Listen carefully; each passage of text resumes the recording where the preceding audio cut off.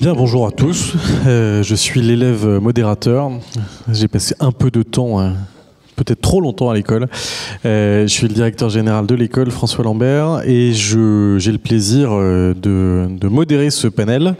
En l'absence, malheureusement, de Laurent Fédy qui devait être avec nous. Nous avons le plaisir d'accueillir Philippe Coruble qui va venir s'asseoir ici. Donc Philippe, vous êtes avocat, docteur en droit, diplômé d'HEC, vous êtes au barreau du Havre, installé au plus près de la logistique portuaire et maritime. Vous donnez également des cours à l'école de management de Normandie, à l'Institut catholique de Paris, et vous êtes un grand spécialiste du transport maritime et notamment des consortia, et un tel spécialiste que je vous ai donné un préavis d'environ 40 minutes pour pouvoir répondre à quelques questions dans le cadre de ce panel. Antoine Ndouche, vous êtes le chef de la mission flotte de commerce, après avoir été diplômé de l'Institut d'études politiques de Rennes, et puis avoir migré depuis l'école navale, parce que vous avez passé du temps à l'école navale comme élève dans l'école d'administration des affaires maritimes, et puis progressivement de Brest, où vous avez occupé votre premier poste, vous êtes arrivé à Rennes, en charge de différentes questions maritimes auprès du préfet de région, Osgard, secrétaire général pour les affaires régionales, et puis vous avez rejoint Paris et la DG AMPA sur la planification spatiale maritime avant de prendre la mission flotte de commerce à la suite de Rémi Meshkaz, qui est le sous-directeur des gens de mer. Alain Cantanet, vous êtes issu d'une école qui s'appelle l'école de la marine marchande, je crois que c'est ça. Et vous êtes donc C1NM, et vous avez commencé votre carrière chez CMA CGM.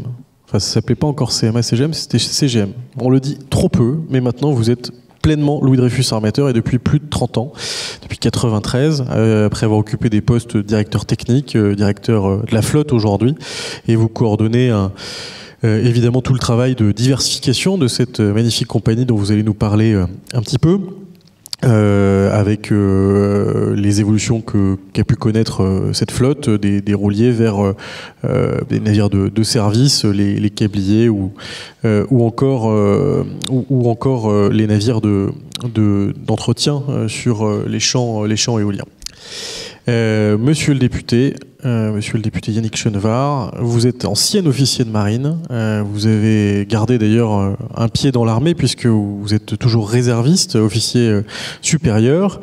Vous avez été très marqué par différentes expériences, notamment outre-mer, puisque vous avez fondé en Nouvelle-Calédonie la protection civile avant d'en prendre la présidence au niveau national. Et puis en 2022, après avoir fait beaucoup de politique en local, vous avez pris le chemin du Palais Bourbon. Vous avez été d'ailleurs réélu, et on vous en félicite, en 2024 après une annonce qui n'aura pas manqué de surprendre certains d'entre nous, mais en tout cas, vous avez été réélu, donc on vous en félicite.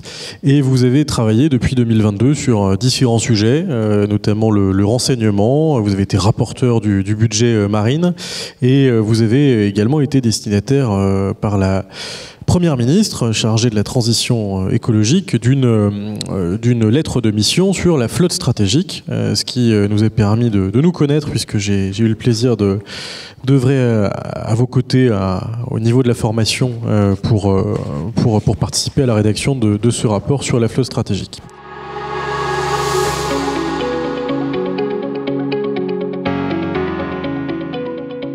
Alors, on va commencer par vous, Philippe. Quelques chiffres donc sur le nombre de navires de commerce, plus de 23 000 navires de commerce à l'échelle européenne, sur une économie maritime, sur une économie globale qui fait à peu près 54 milliards d'euros pour le transport maritime européen, et environ 190 000 navigants. Est-ce que vous pouvez nous parler de cette place des armateurs européens et les différentes réglementations qu'ils connaissent aujourd'hui et qui leur permettent d'assumer ce développement?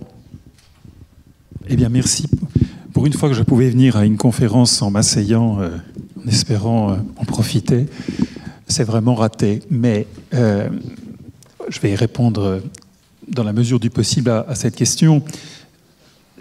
Il a déjà été dit tout à l'heure que les Européens occupent une place particulièrement importante, et je vais tout de suite aller dans le secteur que je connais un peu moins mal, qui est celui du transport maritime conteneurisé. Il a été dit tout à l'heure que 3 des 4 premières compagnies au monde étaient européennes, ce qui est tout de même extraordinaire. Il est vrai que les États-Unis se sont retirés de la course depuis. Force est quand même de voir que les Chinois, puisqu'on a beaucoup parlé d'eux tout à l'heure, n'ont pas dans ce domaine l'hégémonie qu'ils tentent à avoir au plan industriel dans bien d'autres domaines.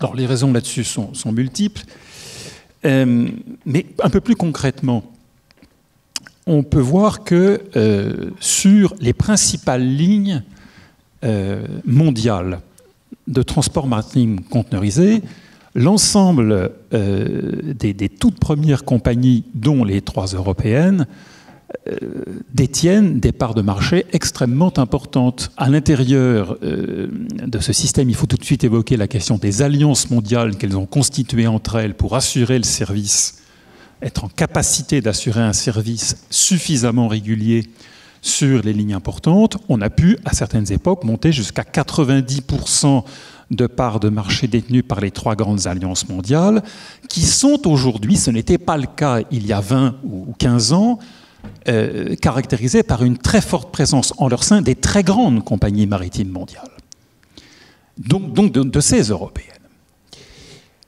Ça m'amène... Alors d'abord, c'est une fierté, avant d'aller plus loin, parce que les propos qui suivent, je vais être bref, pourraient être mal interprétés comme étant, en quelque sorte, défavorables à l'état actuel de la réglementation qui, à certains égards, a pu favoriser cet état de choses. Mais je veux bien me faire comprendre. En réalité, il s'agit à l'évidence, ne l'oublions pas, d'une industrie cyclique, avec des périodes de perte qui ont pu durer 10, 15, 20 ans pour ces grandes compagnies. Et puis soudain, et ce soudain il est très récent, la période post-Covid, où là où on a eu une multiplication parfois par 20 du chiffre d'affaires et des résultats très importants qui ont fait que par exemple CMA-CGM s'est retrouvé number 1 du CAC 40, ce qui n'était pas du tout le cas avant. Alors pourquoi tout de suite j'en suis venu aux alliances? C'est parce que c'est précisément le point sur lequel la réglementation européenne vient d'évoluer, et donc pour y venir et répondre brièvement à cela, ce secteur industriel a bénéficié d'une dérogation par rapport aux règles applicables à tous les autres secteurs de l'économie, et pas seulement en Europe, cette dérogation, qui est une dérogation aux règles principales du droit antitrust américain ou du droit de la concurrence européen ou du droit de la régulation des activités économiques à peu près partout dans le monde, dans la mesure où on a autorisé des coopérations entre entreprises concurrentes. Et pourquoi on l'a fait?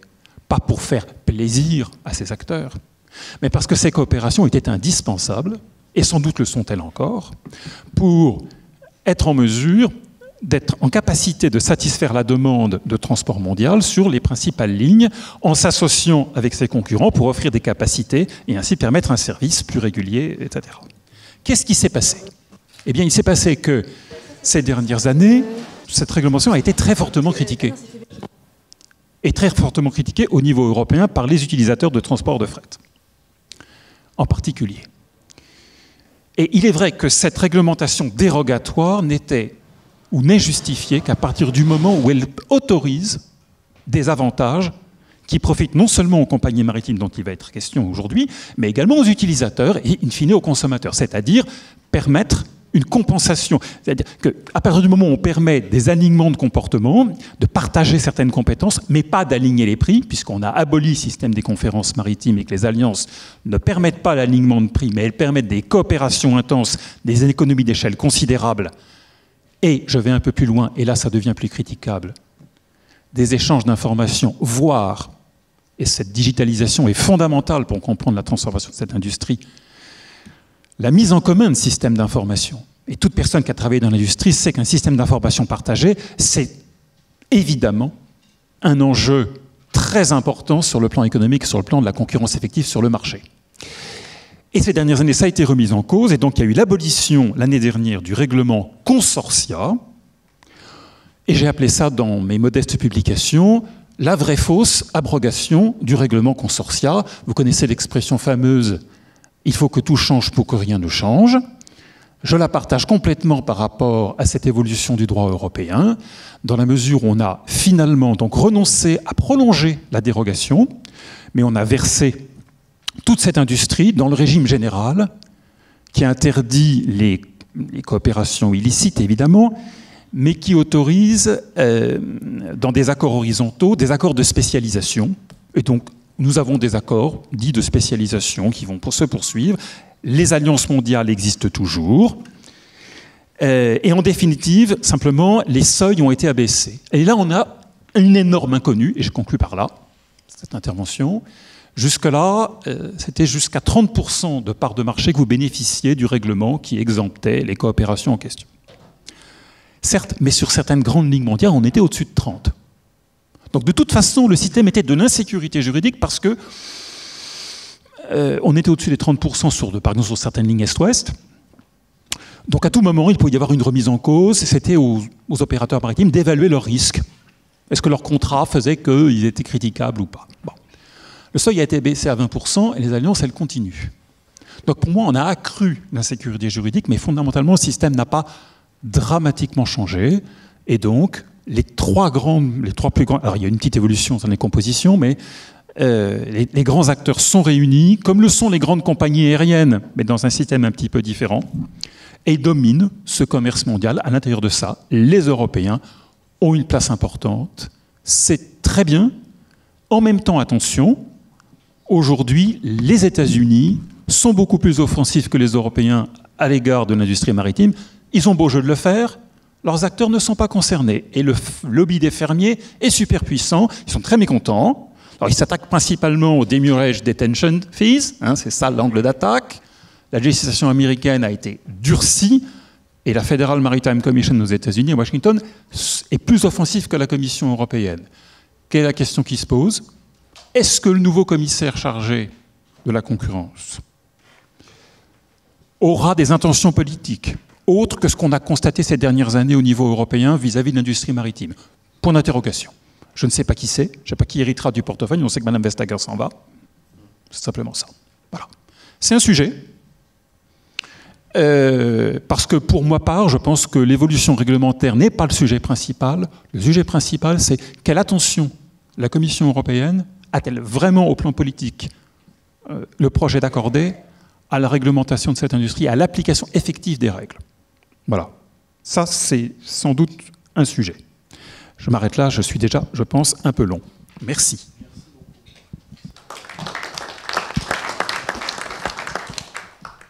Merci pour tout ça, Philippe. Et je n'ose imaginer ce que ça aurait été si on vous avait demandé de préparer avec un peu plus de délai une présentation exhaustive. Peut-être.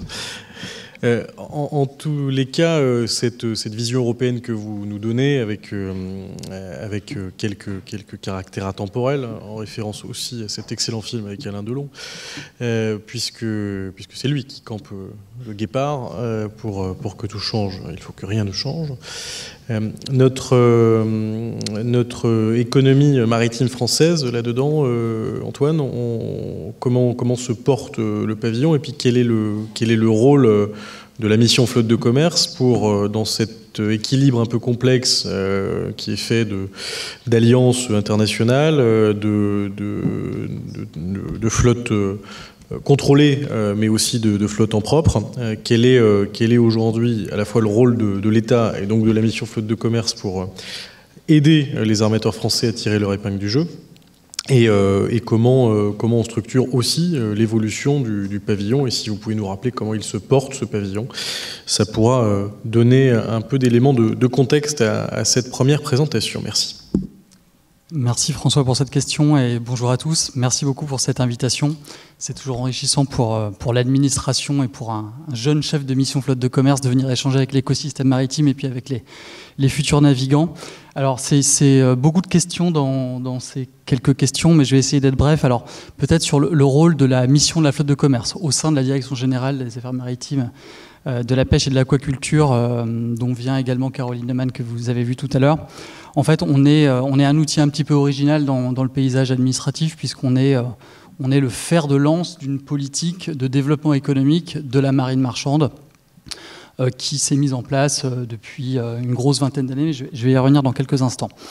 Donc on a des missions d'encadrement réglementaire assez classiques pour une administration, mais on a aussi un gros volet qui est celui du développement économique, donc du développement d'outils qui favorisent la compétitivité, mais aussi la durabilité de la marine marchande française.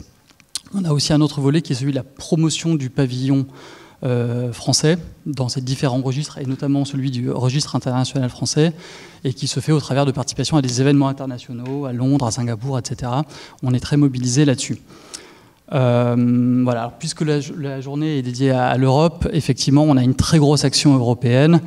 C'est peut-être la moitié du temps qu'on peut passer. Enfin, je dis européenne, mais c'est aussi largement international, parce que même quand nous mettons en place des dispositifs nationaux de soutien à la flotte, tout ça se fait dans un cadre européen qui est très réglementé, notamment celui sur le règlement général sur les aides d'État. Voilà, alors la mission, c'est une équipe à Paris et c'est le guichet unique du RIF, que vous connaissez peut-être, à Marseille, qui est un service public gratuit de ce registre international français et qui remporte un certain nombre de succès dont je vais parler maintenant. Alors la flotte de commerce, effectivement, si on prend un regard rétrospectif depuis une quarantaine d'années, on est passé d'un déclin qui était marqué qui était très sensible à partir du début des années 80, à de nouveau une embellie qui se manifeste depuis 2000. Donc en fait, c'est assez simple à résumer. Alors ça s'explique par une prise de conscience politique de la nécessité de soutenir un secteur qui, dans la concurrence internationale, a besoin d'être compétitif. Donc on a développé un certain nombre d'outils. Alors ils sont essentiellement de deux natures. Il y a des outils, je ne vais pas vous assommer avec de la technique budgétaire et fiscale, mais il y a des dispositifs fiscaux. Alors tout à l'heure, un intervenant disait qu'on n'a pas parlé de maritime dans le cadre des élections législatives, sauf sur un sujet qui a inquiété beaucoup le monde armatorial, c'est celui de la taxe au tonnage. Et effectivement, avec l'augmentation des résultats de certaines entreprises de conteneurs.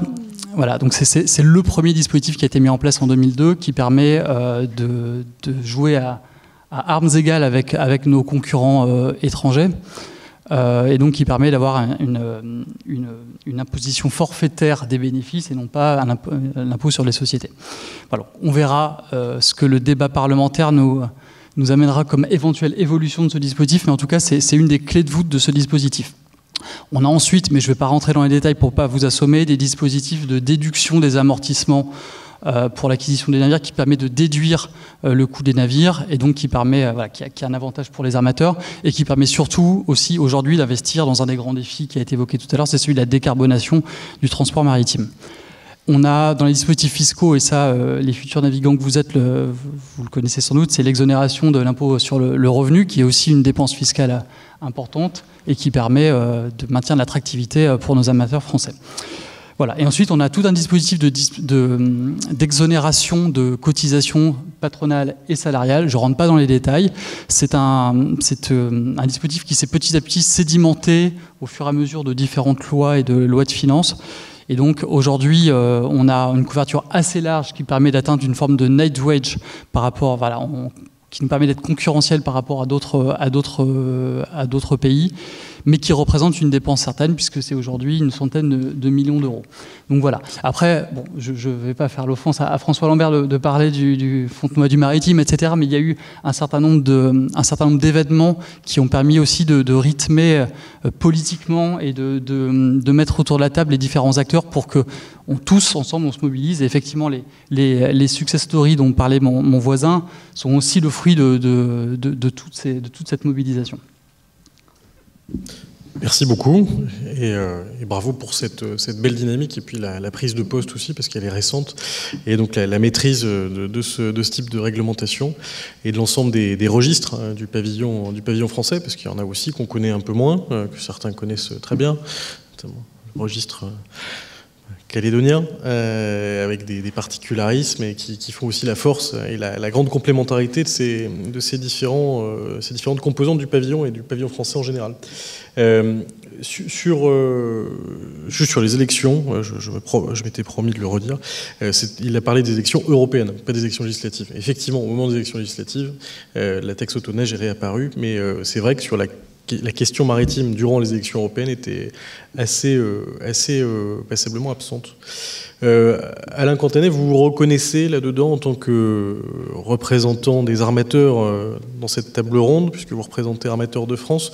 Vous vous reconnaissez dans la présentation qui a été faite, j'imagine, puisque les armateurs de France sont très soucieux du maintien, du développement du pavillon français, sont attachés d'ailleurs à ce qui n'est pas exactement la même chose, mais puisque nous avons des élèves dans la salle, à ce que les navires sous pavillon français soient armés avec des navigants français, donc formés dans cette école qui a le monopole de la formation des officiers de la marine marchande en formation initiale. Vous reconnaissez là-dedans, dans cette description, et est-ce que vous pouvez aussi répondre par rapport à l'intervention de Philippe Corrub sur les différents règlements et ce cadre européen pour savoir si ça finalement permet de développer vos actions de flotte en plus de ce regard administratif et public.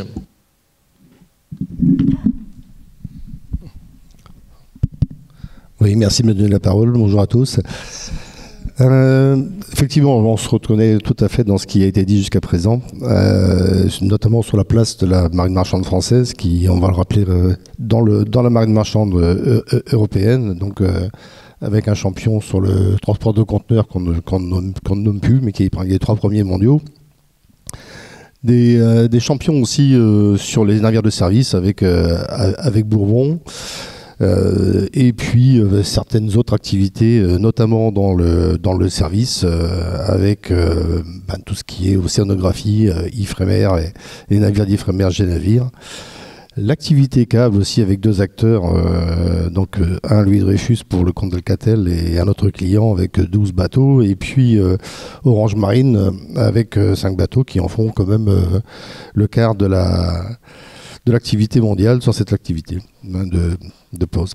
Et une nouvelle activité aussi qui démarre avec tout ce qui est service à l'éolien, les développements de l'éolien en Europe avec quelques bateaux, puis à venir les développements de l'éolien sur les côtes françaises où des développements importants sont attendus.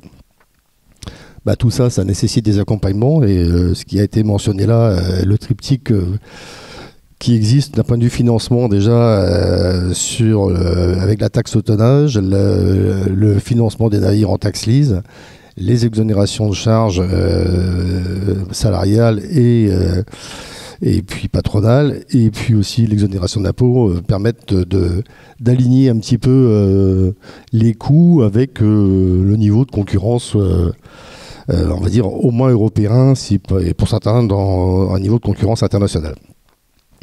Donc ça, c'est important et c'est une condition indispensable au maintien de l'activité et effectivement ce qui arrive ou ce qui peut arriver, les discussions budgétaires qui risquent de s'annoncer. Il est important que, en tout cas, le côté armateur, que l'ensemble de ces éléments soient maintenus à défaut d'avoir des conséquences importantes sur l'activité.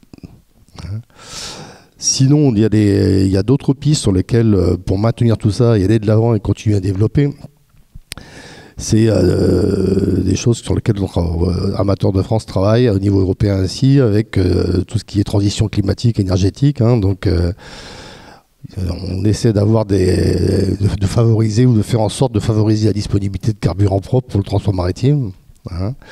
Une des façons aussi, c'est des carburants qui sont plus propres, mais qui sont aussi plus chers. Donc on demande, ou en tout cas on souhaite que les écarts de prix entre ces carburants propres et les carburants conventionnels soient un peu gommés par les revenus de des systèmes d'échange de quotas européens. En tout cas, hein, on a parlé tout à l'heure aussi, je vois tout le monde voit une grosse manne là, et chacun en pense bien en obtenir un petit peu. Et donc, on cible une partie d'intervention pour aider au développement, en tout cas. Les transitions aussi vertes et digitales, et sur l'information, on cherche à soutenir un cadre international visant à réglementer les conditions d'emploi des marins. On cherche aussi à continuer, à améliorer et à promouvoir la reconversion et le perfectionnement des marins, afin d'utiliser leurs compétences pour le développement de nouvelles technologies, de nouveaux carburants et nouvelles normes de sécurité. Le financement, j'en ai parlé tout à l'heure, mais bon, on peut toujours améliorer l'existant, à défaut de le conserver, qui est la base de départ, c'est avoir accès à un financement compétitif des navires au niveau européen, améliorer l'accès au financement par le biais des banques et des marchés de capitaux, et puis être vigilant à la taxonomie des activités économiques durables. Tout ça dans une optique de commerce en maintenant un commerce ouvert. Donc il faut pas que les tentatives d'amélioration de l'Union européenne pour la sécurité économique se transforment en protectionnisme. Donc l'UE doit continuer à assurer la protection des voies de navigation internationales. Et puis les partenariats internationaux, commerciaux internationaux par le biais d'accords de libre-échange avec des pays tiers sont aussi des pistes à suivre. Merci à vous pour ces précisions. Alain Contanet, je suis étonné par un sujet. On n'a pas parlé de souveraineté.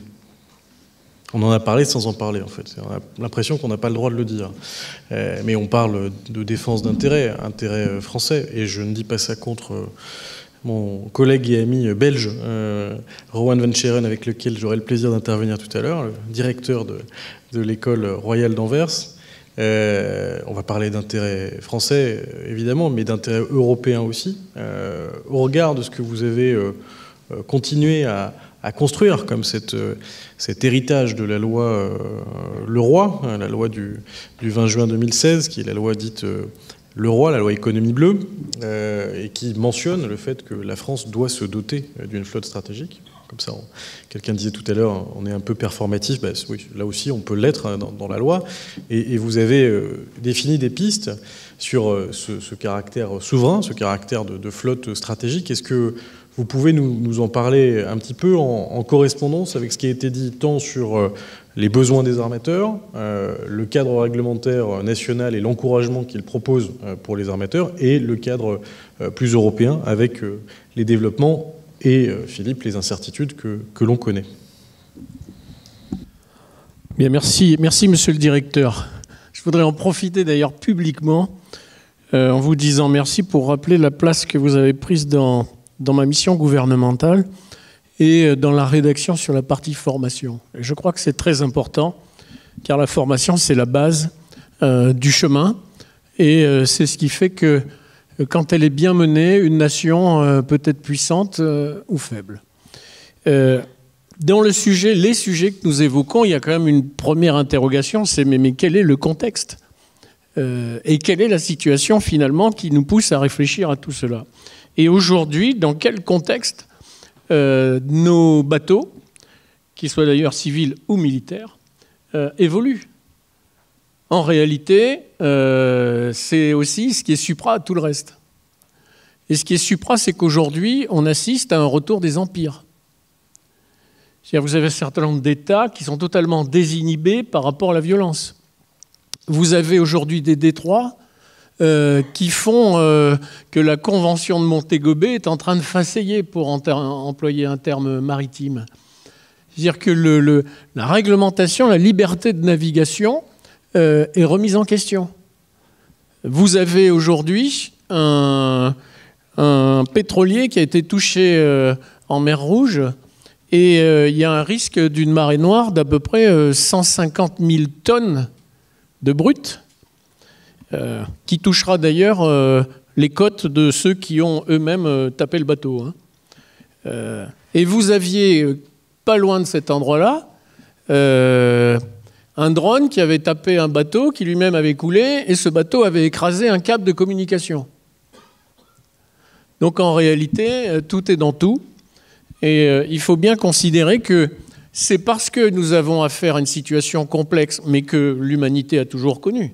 C'est-à-dire que la situation normale dans l'histoire de l'humanité, ce n'est pas la situation de paix, ça c'est epsilonien dans l'histoire, c'est la situation de guerre. On a eu malheureusement tendance à penser que c'était l'inverse. Et donc on s'est quand même pas mal désarmé en expliquant qu'il fallait toucher les dividendes de la paix. Et ça a un peu valu, y compris sur la flotte de commerce. Moi j'ai entendu avec un immense plaisir, et vraiment je veux le dire, la montée en puissance du RIF. Ce qui a été fait est remarquable. Ce qui est apporté, les garanties qui sont apportées sont remarquables. Et c'est pour ça que les gens viennent prendre un pavillon chez nous. Et la situation internationale, de mon point de vue, n'est pas étrangère à cela. Le deuxième élément, c'est, à partir du moment où on a compris quel était le contexte, c'est pourquoi faire. Pourquoi faire une flotte stratégique made in France? Et pourquoi imaginer qu'à l'échelle de l'Europe, on puisse également imaginer cela? Et dans flotte stratégique, il y a évidemment la partie je navigue et je fais en sorte pour la France que la France, qui est un organisme vivant, puisse respirer, manger, vivre en général. Ça, c'est l'approvisionnement maritime. On est vraiment dans le stratégique. Que la France continue à pouvoir importer des matières critiques, voire stratégiques, parce qu'on n'en a quasiment pas. Et quand on veut aller en chercher, il y a des gens qui hurlent en disant qu'on va abîmer l'environnement. Donc, premier élément. Deuxième élément, est-ce que finalement, pour l'Europe, ce n'est pas la même chose? En réalité, l'Europe, elle est comme la France. Elle est dépendante de ses approvisionnements maritimes. Je voudrais juste rappeler que l'Europe est une puissance maritime. C'est une puissance maritime. Il y a, sur les 27 membres de l'UE, il y a 22 pays qui sont des pays à vocation maritime. Donc il y a des ports, il y a des marines de combat, et évidemment, il y a de la marine de commerce. Et pour faire vivre tout cet ensemble, 80% de ce qui arrive, de ce que nous exportons, on a besoin de bateaux, de marins formés, et, si on peut regarder la diapo, je voudrais insister sur un point. On a besoin en réalité de deux marines. Une marine de combat et une marine de commerce. Et quand vous regardez ce qui est sur la diapositive, vous vous rendez compte d'abord que globalement, l'Union européenne n'a pas du tout à rougir dans les deux secteurs, que de l'autre côté, sur le plan militaire, et encore là, que vous n'avez que 5 marines, et par gentillesse, la Grande-Bretagne a été ajoutée, donc, et uniquement par gentillesse. Et donc vous avez le constat que les marines militaires européennes sont puissantes, et je reviens à ce que je disais initialement, la mer Rouge, Aspide, mission Aspide, quelle est la compagnie qui affrète le pétrolier qui brûle en ce moment? Qu'est-ce qui se passe en fait? Elle a fait appel à la marine française, qui s'est organisée avec des remorqueurs d'autres compagnies, mais ils sont passés par quoi? Par le Mica Center. Le Mica Center, vous connaissez à Brest, tous les marins connaissent le Mica Center. C'est cet outil remarquable qui fait que, et là on a encore un des avantages du pavillon, cet avantage remarquable qui fait qu'il y a une 60aine de compagnies qui traitent avec le Mica Center, qu'à partir du Mica Center, la flotte de combat et les flottes européennes sont à même d'apporter des moyens de protection, et Dieu sait qu'ils sont nécessaires en mer Rouge en ce moment. C'est pour ça que je voulais montrer cette combinaison des deux. Et cette combinaison des deux, elle est également européenne, puisque les marines de combat européennes, quand vous les alignez toutes ensemble, ça commence à faire une sacrée puissance. Et on a toujours tendance à regarder les choses en disant « alors nous les Français c'est comme ça, les Belges c'est comme ça, etc. etc. » Mais quand vous avez une vision de ce que certains ont appelé l'Europe puissance, ce n'est pas du tout la même chose. Et donc, dans ce cadre-là, eh ben, on peut dire la même chose sur le plan industriel. Donc, sur le plan tactique et stratégique, on voit bien l'importance qu'il y a pour assurer les approvisionnements dont la France et l'Europe ont besoin. La liberté de navigation à l'intérieur de détroits qui sont contestés. Oserais-je parler de Malacca, le sujet de demain, la pétaudière à venir. C'est tellement une pétaudière à venir que les Chinois appellent ça le dilemme de Malacca. Parce que si Malacca est verrouillé, tout ce qui arrive de mer de Chine méridionale, il n'y a plus rien qui passe. Et toutes les exportations chinoises, vous savez, cette espèce d'alimentation permanente de l'atelier du monde vers le reste du monde, c'est verrouillé. Il faut trouver d'autres routes. Et c'est beaucoup plus compliqué. Donc, marine de combat, marine militaire, marine flotte civile, les deux sont combinés. Mais pour ça, il faut des bateaux civils, on l'a évoqué, et très bien tout à l'heure, sur le plan industriel. Et le GICAN et la part du GICAN à l'intérieur de Sea Europe est à souligner aussi. Les travaux que vous avez menés, les propositions qui ont été formulées, c'est très important. Et il faut des marins. Et là, cher François, ce que vous avez rédigé, ce que vous avez écrit dans mon rapport, c'est la démonstration qu'il nous faut évidemment des officiers, il faut des marins d'équipage, et il faut des gens qui soient capables à un moment donné de passer d'un système à un autre, ou au moins de comprendre les procédures opérationnelles. C'est tout l'enjeu. Depuis la suspension du service national, à l'époque, les officiers de Marmare, qu'est-ce qu'ils faisaient? Ils faisaient leur service comme aspirants à la marine, et donc ils maîtrisaient toutes les procédures, ils étaient complètement imprégnés de la logique opérationnelle. Ça s'est arrêté au moment de la suspension du service national. Et aujourd'hui, vous avez relancé une partie de ce que nous avions évoqué ensemble. Évidemment, le travail avec l'école navale qui existe. Et demain, il faut favoriser, par exemple, en 3e année, pour les élèves de l'ENSM, la possibilité de faire une année de césure, de faire un volontariat, un VOA, à l'intérieur de la marine, pour en profiter, pour apprendre toutes ces procédures opérationnelles, parce qu'ensuite, quand vous êtes en passerelle et que vous échangez avec vos camarades de la marine nationale et que vous êtes, vous, en navigation civile, mais en convoi, c'est-à-dire on retrouve les convois d'antan là en ce moment. En convoi, eh ben, vous connaissez les pratiques parfaitement. Et il y a un certain nombre de raisons opérationnelles que vous allez comprendre et admettre tout de suite sans vous dire « mais pourquoi on me demande de faire ça ?» C'est quand même beaucoup mieux, y compris d'ailleurs pour utiliser des moyens de communication protégés. Donc il y a cet élément-là, et ben c'est la même chose à l'échelle européenne. Probablement, ça ne veut pas dire qu'il faut mettre tout le monde ici. Oui, je sais que, évidemment, la France en serait heureuse, mais il y a de la place. Enfin, presque plus, m'a-t-on dit. Hein. Non, ça veut dire que chacun, dans son couloir, à un moment donné, peut aussi préparer ça. Et que sur le plan opérationnel, ce que fait la Marine nationale, les missions communes qui sont menées avec d'autres marines de combat européennes, eh bien, on doit avoir cette capacité à faire en sorte que dans les écoles de marine marchande européennes, il y ait ce travail avec leur marine de combat. Et tout ça, ça nous permet j'allais dire, d'aller tous dans le même sens, car, ne l'oublions pas, je le disais en préambule, les empires sont de retour, le monde sera de plus en plus menaçant, et vous verrez qu'un jour, on va se demander comment on va trouver suffisamment d'aimants pour nos batteries électriques, car aujourd'hui, vous en avez quasiment 100% des terres à raffiner qui le sont en Chine sur la partie aimant. Donc quand ils vont, c'est un peu comme sur le plan de la construction navale, hein, quand ils vont décider de nous couper le sifflet, on ne pourra plus construire. Donc ça m'amène au dernier point de mon intervention initiale, c'est l'aspect industriel. Et dans cet aspect industriel, j'allais dire, c'est presque un copier-coller de ce que nous avions évoqué ensemble. C'est un inventaire des formes disponibles aujourd'hui en Europe.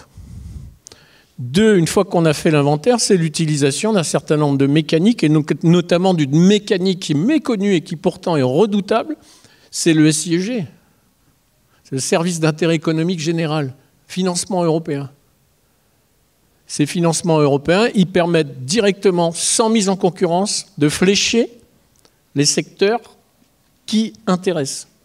C'est une des propositions de mon rapport pour la partie française. Donc c'est aujourd'hui quelque chose que l'on peut faire aussi, imaginer, à l'échelle européenne. Et si vous le permettez, une toute petite minute encore, monsieur le directeur, je pense notamment à la puissance et à la transformation de l'Agence européenne de sécurité maritime. Quand on parle d'Europe, on a parfois l'impression que c'est une espèce de grosse nébuleuse. Quand on gratte un peu, et croyez-moi, moi pour faire l'inventaire des matières critiques dont nous pourrions avoir besoin, le meilleur rapport, le plus renseigné, je l'ai trouvé au sein de l'Union européenne. Ce qui est stratégique, ce qui est rare. Il y a un travail remarquable qui est fait dans ce domaine-là. Et l'Agence européenne de sécurité maritime, d'ailleurs, je pense que ceux qui s'y intéressent ont vu qu'il y a aujourd'hui, on a quasiment abouti à des propositions. Il ne reste plus qu'une réunion avec les 3 acteurs pour faire en sorte qu'elle monte en gamme en capacité, allant jusqu'à la surveillance des gazoducs. On comprend bien pourquoi. Donc cette agence européenne de sécurité maritime, elle a beaucoup de sens. Il faut qu'elle soit encore plus armée. Vous le savez, elle a déjà un rôle, par exemple, dans la lutte contre la pollution. Il y a 12 navires qui sont affrétés en Europe, dont un d'ailleurs à Brest, de mémoire. Et le financement se fait par l'Europe. C'est l'Europe qui finance ça pour lutter contre la pollution maritime. Donc, Agence européenne de sécurité maritime, c'est-à-dire que finalement, on n'a pas forcément besoin de modifier les textes, la législation, ce que nous avons longtemps évoqué, monsieur le directeur. Non, il faut utiliser ce qui marche, le renforcer si nécessaire, et avancer comme ça.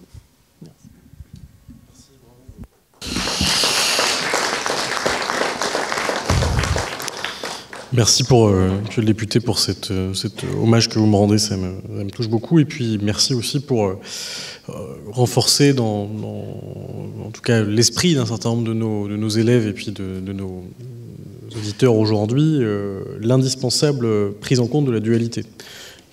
Parfois, Jean-Marie, puisque nous avons commis ensemble, quand je dirigeais le GICAN, j'avais tendance à considérer les choses de manière complètement silotique. Il y avait la construction navale civile d'un côté, qui en France était dans un état moyen, avec la montée en puissance de chantiers chinois, comme tu l'as décrit, à l'exception de certains secteurs d'activité très particuliers, comme la croisière, et puis à côté, le dynamisme sous-tendu par un marché national, voire extranational, européen, ou avec nos relations bilatérales pour ce qui était de la défense.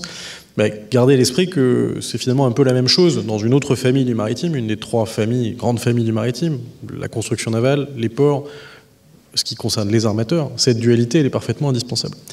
Alors, toutes les propositions que vous avez établies dans le rapport seront sans doute considérées à leur juste mesure par le nouveau gouvernement qui est en cours de mise en place, mais ça résonne avec beaucoup de sujets du moment. Je ne vais pas me risquer une synthèse. En revanche, on a pris pas mal de temps et je voudrais laisser un petit peu de temps pour les questions. Je vais faire une question qui sera la même pour chacun d'entre vous et puis ouvrir sur les questions. La question qui me préoccupe et qui m'interpelle un petit peu, c'est, comme point commun à vos 4 interventions, c'est la notion de prescription réglementaire.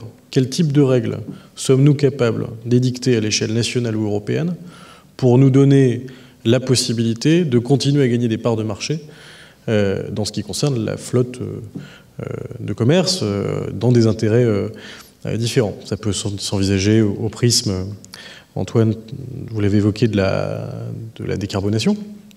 Ce que je sais faire en France par le biais de la construction navale, je peux aussi arriver à le breveter. Ça peut s'envisager, Alain, dans ce que vous avez dit sur la question des marins, avec des relations, un cadre international pour le développement des compétences. D'ailleurs, avec nos amis européens, on applique la convention internationale, la convention STCW. Peut-être y a-t-il une dimension de prescription réglementaire complémentaire. Philippe, si vous-même vous n'êtes pas capable de dire ce qui va se faire dans le cadre de la prochaine commission, je ne me risquerai pas à une supputation quelconque. Et peut-être, monsieur le député, sur une vision plus géopolitique, comme vous l'avez dit dans votre premier item, quel type de capacité de prescription, peut-être en matière de puissance, on est capable de se donner pour répondre à cet enjeu.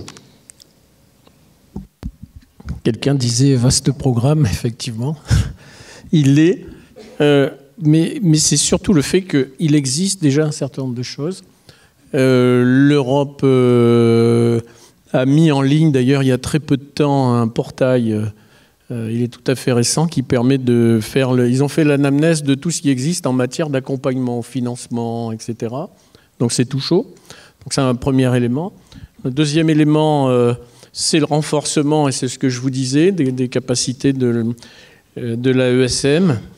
Ces renforcements, en fait, vont se traduire derrière par un travail à la fois du Parlement européen, de la Commission, du Conseil, puisqu'ils se sont mis d'accord tous les trois. On est évidemment dans le temps qui peut paraître un temps long, mais en fait, pour l'AESM, je trouve que ça a été très rapide. Ils ont commencé en 22, on est en 24. Vous connaissez très bien les temps, y compris les temps de fonctionnement des grandes institutions. Donc moi, je reste assez optimiste. Ce que je crois, c'est qu'il faut accompagner, il faut que la France, que nous pesions de tout notre poids au sein de l'Union, justement, pour faire en sorte que la réglementation nous permette, la réglementation européenne, parce qu'on est dans une compétence pure, là. Pour le coup, elles sont assez rares, les compétences pures au sein de l'UE. Là, on est dans une compétence, les transports sont une compétence de l'Union européenne. Et donc, que nous puissions peser à la fois de tout notre poids là-dessus, et qu'au sein de l'OMI, nous fassions pareil. Parce qu'au sein de l'OMI, on n'est pas un. On est tous les membres de l'Union européenne. On n'est pas seul. Il y a un certain nombre d'autres pays dans le monde qui nous accompagnent. D'ailleurs, quand il s'est agi de créer des zones ECA, la zone ECA en Méditerranée, sur la France, c'est à l'origine de la proposition. Elle sera mise en place en 2025. Mais voilà, c'est aussi l'importance de la place de la France et de l'Europe. Moi, vous le savez, je ne suis pas un grand partisan des modifications réglementaires permanentes. Je suis plutôt un partisan commençons par faire la collecte de ce qui existe, et à partir de ce qui existe, on ne réinvente pas l'eau chaude, mais on regarde ce qui existe et on déroule. On a pratiqué comme ça ensemble, et je crois que ça permet d'aller beaucoup plus vite. Merci beaucoup pour ce pragmatisme. Alain ?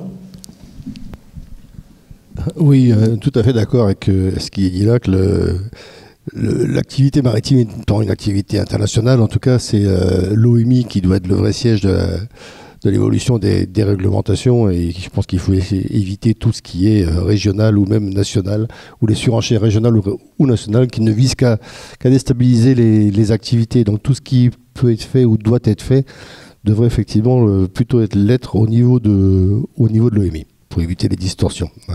Il y a un autre sujet ici qui fera l'objet de la table ronde de cet après-midi aussi, qui est plus sur le dumping social, et là on en reparlera plus tard, sur les choses à faire au niveau européen, en tout cas pour éviter ce type de distorsion également.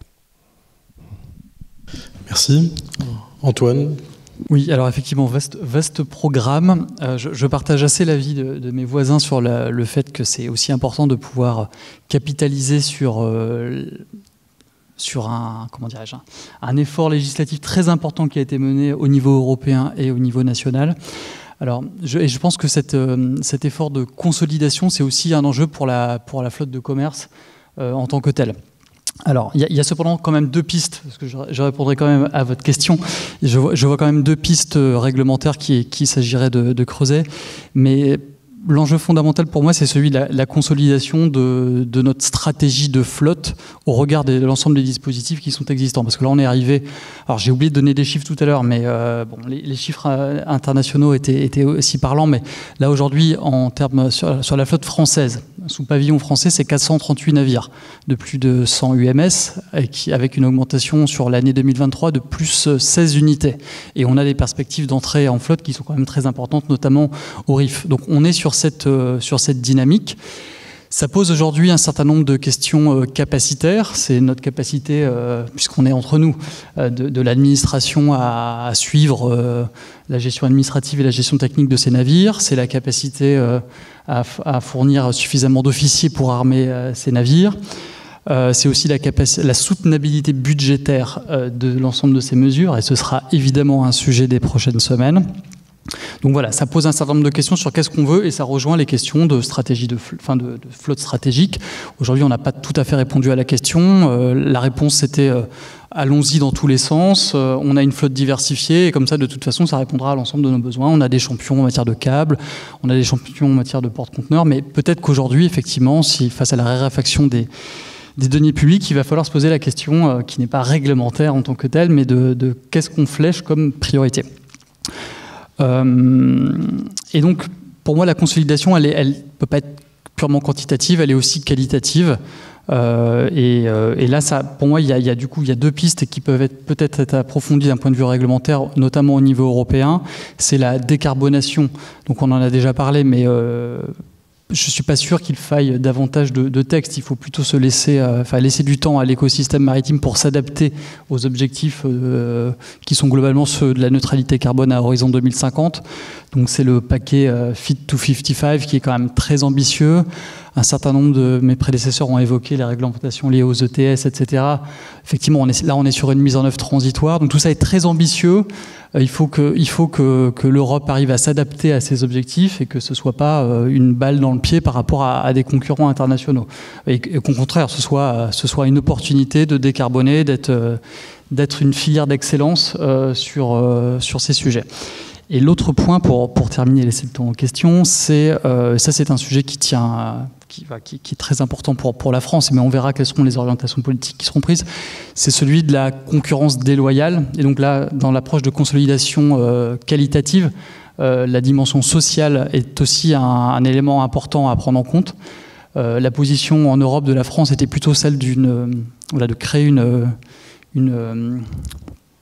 initiative européenne pour aller vers davantage de protection des normes sociales de la plupart des États membres. Cet avis fait pas aujourd'hui l'objet d'une unanimité des États membres. Voilà, c'est sans doute une piste de réflexion. Bon, dans tous les cas, que ce soit sur le sujet de la décarbonation ou du dumping social, il n'y a pas que le réglementaire, il y a aussi des initiatives privées, il y a des labels européens, le Green Marine Europe, il y a les corridors verts qui sont comme des initiatives largement privées. C'est valable aussi dans le domaine social. Donc voilà, ce sont des pistes qui peuvent être travaillées de façon complémentaire à de nouveaux textes. Merci Antoine. Philippe ? Il me semble que je partage assez largement les diagnostics et je voudrais revenir sur la question européenne sous ces deux volets. Le volet interne à l'UE et le volet des relations de l'UE avec l'extérieur. En effet, en ce qui concerne la coopération nécessaire des industries européennes dans nos domaines, il y a eu des changements. La Commission européenne a infléchi sa position assez idéologique et jusque-là assez intransigeante sur l'interdiction des collaborations susceptibles d'être anticoncurrentielles en ce qui concerne la décarbonation. Elle a sorti un règlement d'exemption modifié qui intègre cet aspect et surtout des lignes directrices qui ouvrent beaucoup de perspectives pour une approche plus solidaire de l'effort de décarbonation pour les industriels du même secteur. Sous-entendu, il y avait quand même une certaine suspicion que ces collaborations puissent finalement être qualifiables d'entente illicite. Et là, il y a vraiment un coup de frein qui a été donné ces dernières années et qui va donner du fruit. Le deuxième point, toujours sur l'interne, c'est la question des aides publiques. Alors malheureusement, certes, les Allemands pourraient en distribuer beaucoup plus que la France, parce que vu l'état de notre budget, pas besoin de faire référence à l'actualité, je ne sais pas très bien où on va trouver l'argent pour aider au financement de la flotte de commerce française. Par contre, l'approche européenne, c'est tous les jours, allez sur le site de la Commission autorise une aide de plusieurs milliards en Allemagne, de centaines de millions ailleurs, y compris récemment en Roumanie, pour faciliter cette transition vers des énergies, et dans tous les domaines, et pas seulement le secteur maritime, mais aussi dans ce secteur, il y en a. Le deuxième volet, c'est évidemment le rapport entre c'est la question de la compétitivité et du respect dans la concurrence internationale entre l'Europe et le reste du monde. Vous voyez à qui je peux faire allusion. Et là, on a deux instruments. Et ils sont relativement récents, quand l'Europe est sortie de cette espèce de rêve éveillé qui a consisté à penser que la globalisation, dans tous les domaines, quel que soit le niveau de rémunération des salariés ou les conditions sociales de travail étaient favorables dans toutes les situations. Et donc aujourd'hui, il y a deux instruments qui n'existaient pas jusqu'à récemment. Premièrement, un règlement européen qui permet d'intervenir lorsque des aides publiques étrangères, c'est-à-dire émanant d'un État non européen, facilitent l'entrée sur le marché européen de produits carrément subventionnés et souvent vendus à un coût inférieur au prix auquel ils sont vendus sur le marché intérieur de ces États. Ça concerne les batteries, ça concerne l'automobile. J'ai bien compris la conférence de ce matin en ce qui concerne les navires, mais il y a tous les composants, et là il y a à se battre. Et le deuxième point, c'est le contrôle des investissements directs étrangers. Car on a maintenant un règlement européen qui favorise une certaine coordination entre les États. Je prends l'exemple d'un investissement chinois dans un terminal à Hambourg.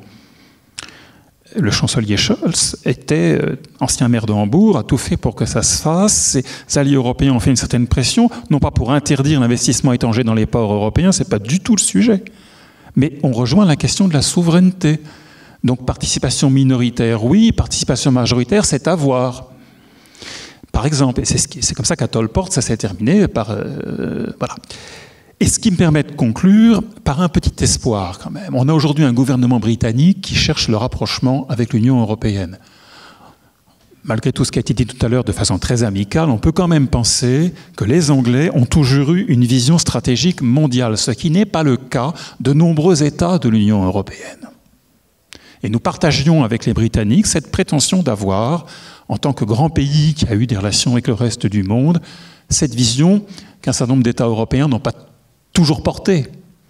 Donc moi, ça me remplit d'espoir pour la marine nationale et sa collaboration pour sécuriser les détroits, mais aussi parce que l'Angleterre est une île, citation, et donc il est clair qu'elle ne pourra être qu'au soutien et solidaire de politiques européennes visant à renforcer les marines de commerce. Voilà. Merci à tous les quatre. Bravo pour cette réponse synthétique. Et si j'osais conclure sur ces interventions avant de passer aux questions, je pense que la formule que vous avez utilisée, Philippe, qui vient du Guépard, est tout à fait juste. C'est-à-dire qu'en réalité, ce que vous nous dites, il y a un cadre, il s'est consolidé, il y a des perspectives. On n'est pas obligé de faire confiance à l'Union européenne, mais il faut se méfier. Si d'ailleurs la Commission européenne nous écoute, surtout ne faites rien. C'est surtout ne touchez pas à ce cadre qui existe et essayez de maintenir, de considérer les dynamiques nationales qui existent, la complémentarité qu'on peut avoir en France par exemple avec la marine nationale, l'enjeu de la souveraineté, la connaissance qu'on peut avoir des nouvelles technologies qui vont intervenir en matière de décarbonation. Surtout, laissez-nous du temps autour d'opérateurs existants pour favoriser la bonne prise de conscience dans cette consolidation d'une flotte nationale, européenne, et dans le cadre d'un réseau, on en discutera encore cet après-midi, qui peut évidemment avoir un lien avec les enjeux humains et la formation. On en vient à la séquence de questions de la salle. Donc on ne présente pas Louis Guédon. Merci, bonjour. Donc j'avais une question plus particulière. Donc vous avez parlé bien sûr du registre international français avec une flotte de plus en plus importante, d'une flotte stratégique aussi, et donc des ressources nécessaires à toutes ces avancées. Et qu'en est-il justement des vraquiers, sachant qu'on n'en voit pas, on n'en a pas sous pavillon français, on a besoin de ces énergies premières. Et donc est-ce qu'il y a une possibilité d'avoir des vraquiers par exemple sous pavillon français, où l'Europe nous permet-elle de combler ce manque par rapport aux premières énergies? Je vais prendre le point en tout cas. Donc, on ne va pas le cacher. Enfin, Louis Dreyfus Armateur était le dernier armateur au vrac, qui était son activité traditionnelle, activité qu'elle a cédée en 2022 parce que c'était une activité difficile à maintenir. Déjà sous pavillon français, le dernier navire sous pavillon français, ça remontait à 2013 en tout cas. On avait basculé ce pavillon européen, mais armé avec des Philippins. Et après, c'est une question de taille aussi. Une question de taille qui fait que cette activité-là, il faut avoir une taille critique et qui est plutôt de l'ordre d'une centaine de navires si on veut pouvoir résister correctement qu'une vingtaine, comme c'était notre cas en tout cas. Donc après, tout ça dépend d'une volonté, de soutien et tout ça. Tout est possible, mais sans ce type de soutien, ce n'est pas envisageable. Et je crois pouvoir dire qu'il y a un texte de juillet 2024, la France ne s'est pas complètement arrêtée, il y a eu des affaires courantes importantes, qui vient prolonger le décret du 9 mai 2017 et qui commence à définir, monsieur le député, les bases de ce qu'est la flotte stratégique, en tout cas vient les préciser. Et on voit l'intérêt que peut avoir un choix national, si tant est que des aides soient permises, Philippe, puisque le cadre européen le permet, mais qu'on ait les moyens de pouvoir assumer ces aides-là. Donc je crois que la notion de soutien est valable et qu'il n'y a pas de... Ça dépend aussi de la volonté publique. D'autres questions ? Juste, pardon, si je peux permettre, pour donner une petite idée des écarts sur des gros navires sur des prix qui sont de l'ordre d'une vingtaine de milliers de dollars à la journée. Les taux de fret peuvent varier de $500 par jour jusqu'à 100 000. Quoi. Donc c'est des montants très importants. D'autres questions ? Merci. Donc, François-Charles et RCE. Donc, je précise qu'on travaille sur les dynamiques européennes. Je voulais rebondir une remarque, peut-être une question sur la proposition finalement du député de rapprocher les capacités marchandes à la défense. C'est vrai qu'on a entendu ce matin Isabelle nous parler étonnamment de la dotation des ports pour le verdissement, mais aussi pour la logistique d'urgence en matière militaire. C'était étonnant. Et étonnant et même bienvenu. Alors on peut se demander, financé par qui ? Est-ce que c'est le Fonds de défense qui le finance ? Vous avez rappelé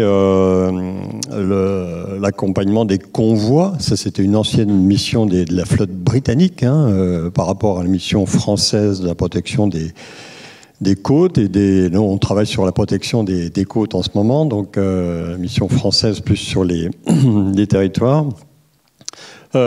Est-ce que, on parlait de contrôle des investissements étrangers, etc., est-ce que ça ne serait pas justement cette considération, parce que quand on parle de protection des convois, encore faut-il y avoir des bateaux pour former les convois.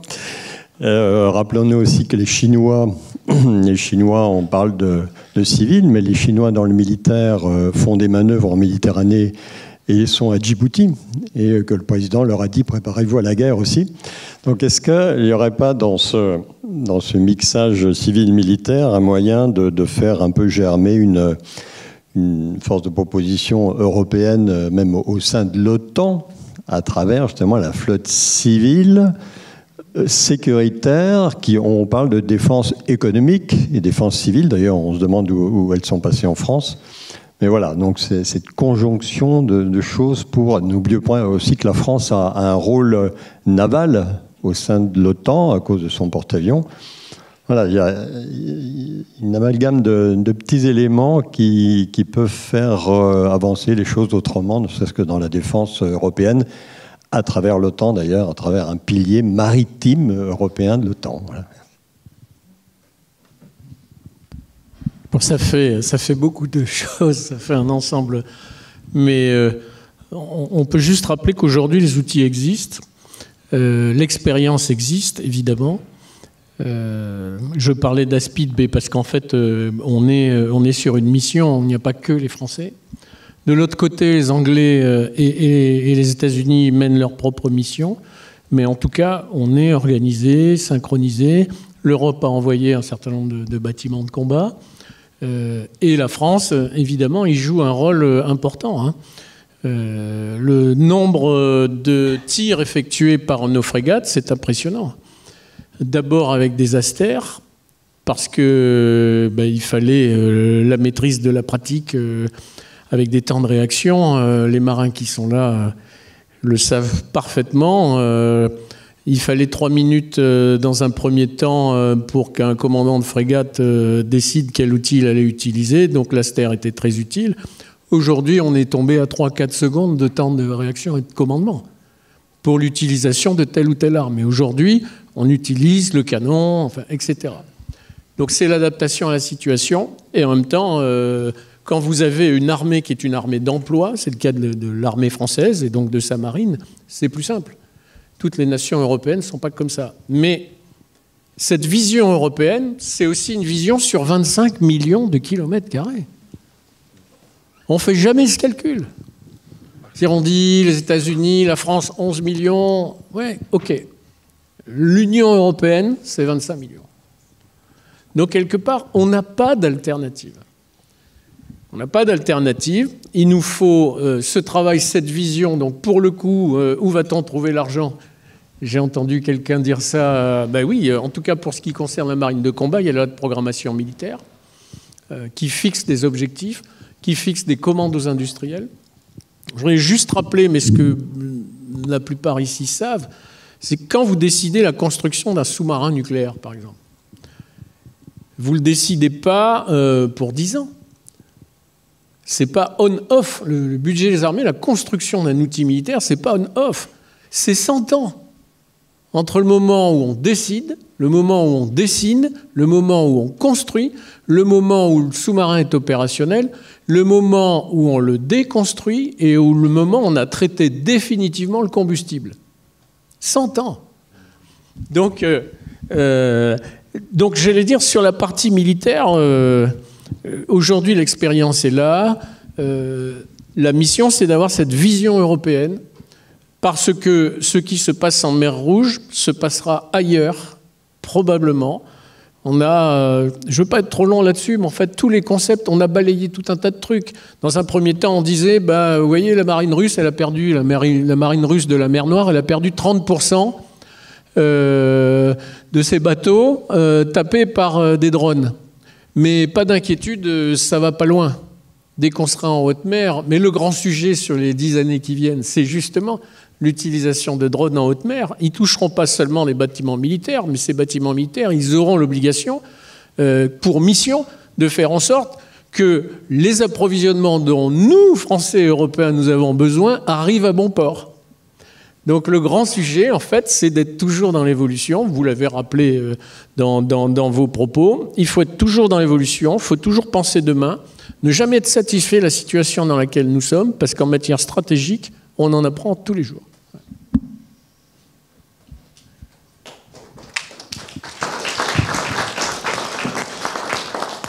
Merci, monsieur le député. D'autres interventions? Oui, il y en a 2, nos élèves. Je vous en prie. Benoît, et puis ensuite.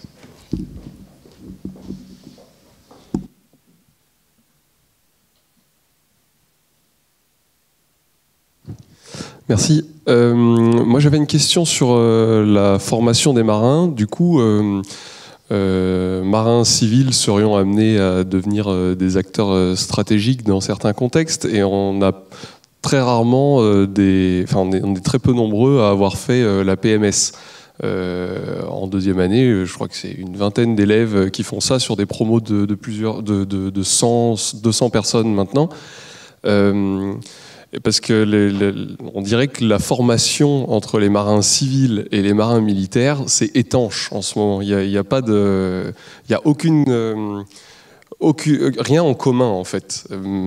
Nos diplômes, les formations, et tout ça ne nous permettent pas. Parce que même ceux qui ont fait la PMS, ensuite, quand ils sont réservistes, la plupart du temps, ils se retrouvent juste au cross. Ils vont pas sur des frégates ou tout ça. Et je voulais savoir si prochainement ou en ce moment, il y a des travaux pour pouvoir lier ces deux formations.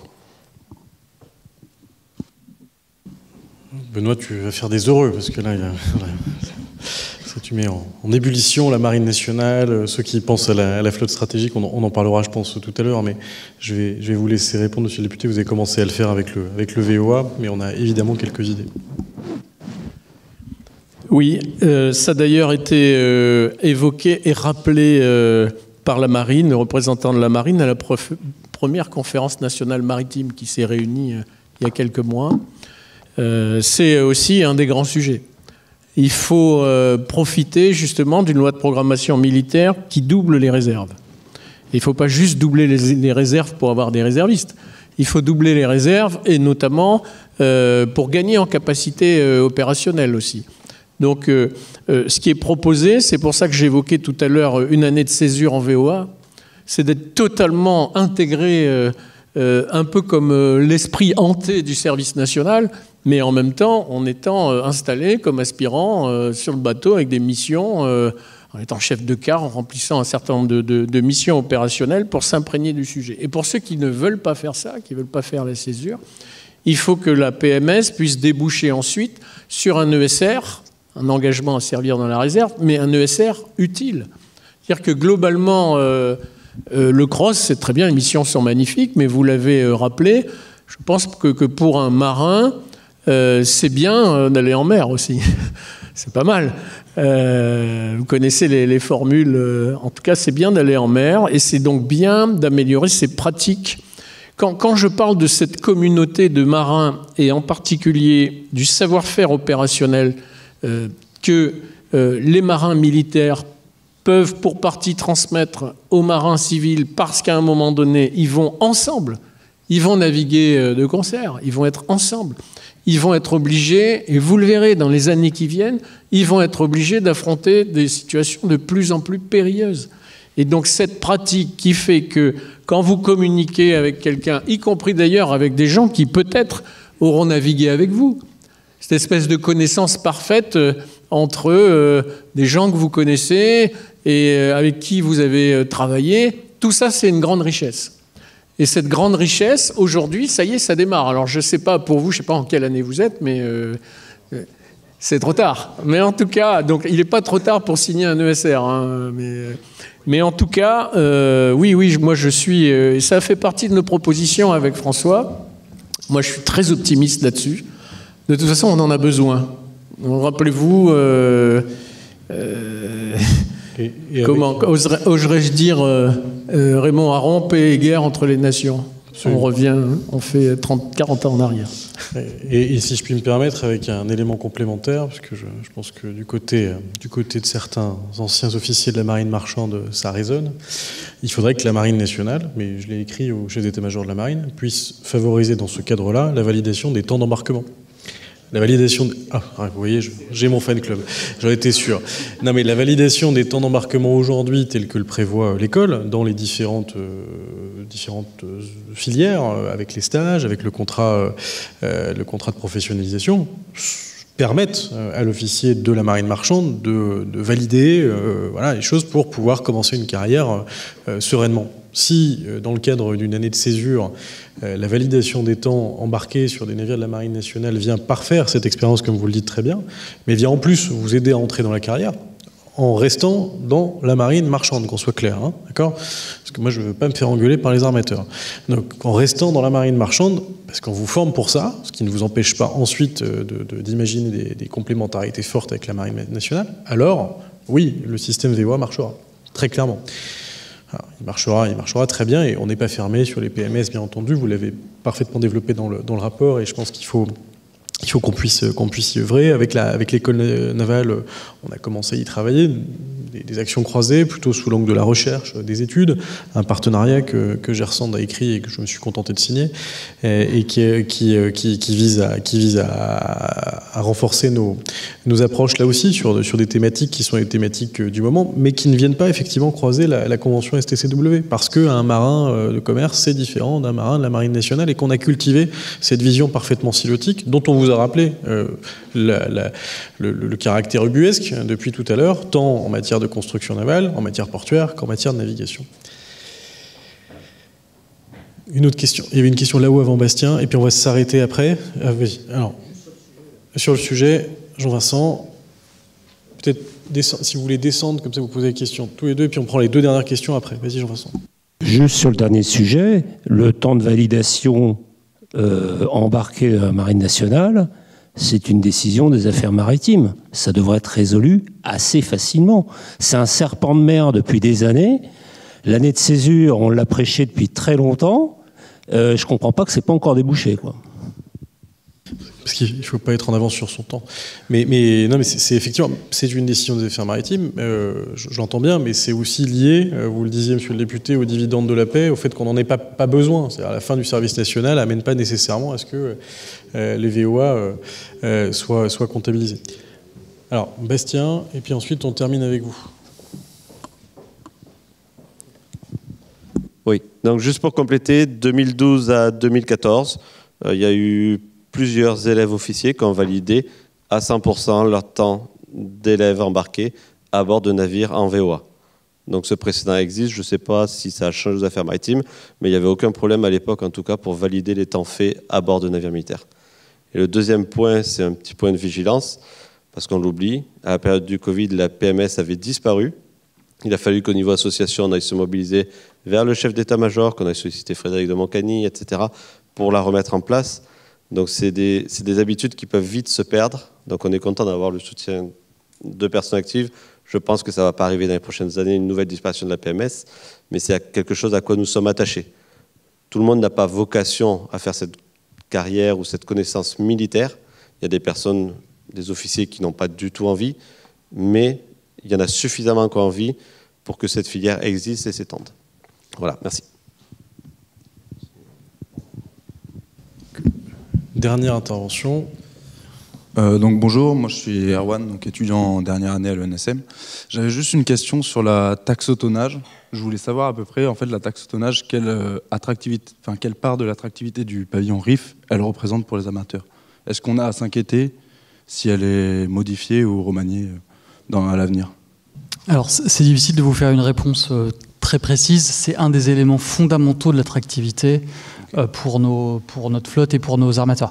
Alors, j'introduis tout de suite une spécificité, c'est que ça ne concerne pas uniquement la flotte sous pavillon français. C'est la flotte qui est contrôlée par un armateur français. Si on prend CMA-CGM, elle a une trentaine de navires sous pavillon français, mais l'assiette fiscale de la taxe au tonnage, c'est bien sur l'ensemble de ces navires. Et là, ça se compte en centaines de navires. Alors, c'est un élément qui est fondamental d'attractivité pour que les entreprises aient leur siège social en France, avec localisation des bénéfices en France. Après, l'effet sur la flotte, il est en partie indirect, mais un armateur qui a son siège social à l'étranger va avoir un lien un peu plus distendu avec le pavillon national. Donc ça ne va pas aider. Et après, en termes de coûts budgétaires et du coup de solutions qui pourraient être mises sur la table par les parlementaires, effectivement, on est sur quelque chose qui rejoint l'évolution des taux de fret. En fait, c'est le coût de cette dépense fiscale varie entre 50 millions d'euros et 5,4 milliards d'euros en 2022, mais c'était essentiellement les bénéfices du porte-conteneur et de la CMA-CGM. Là, on va revenir à des niveaux intermédiaires.